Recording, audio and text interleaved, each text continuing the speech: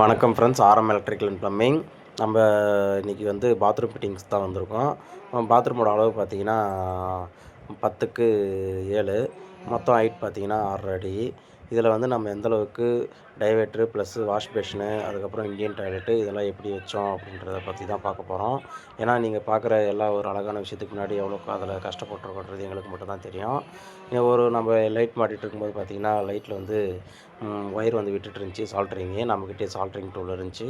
அதை வச்சு லைட்டுக்கு சால்ட்ரிங் போட்டு முடிச்சுட்டு, அப்புறம் கேட் லைட் மாட்ட ஆரம்பிச்சிட்டோம். கேட் லைட் மாட்டிட்டு லைட்டெல்லாம் போட்டு காமிச்சிட்டு, கஸ்டமருக்கு calling bell, weatherproof calling bell தான் போட்டிருக்கோம். அப்புறம் பல்கட் லைட் கேட்டாங்க. பல்கட் லைட்டும் வெளியில் அவுட்டர் சைடு இருக்கிறதுனால பல்கட் லைட் ஒரு 22 வாட்ஸில் பல்கட் லைட் போட்டு, அதுக்கப்புறம் பாத்ரூமில் ஃபிட்டிங்ஸ் பண்ண ஒன்றுனா அப்படி ஸ்டார்ட் பண்ணிட்டோம்.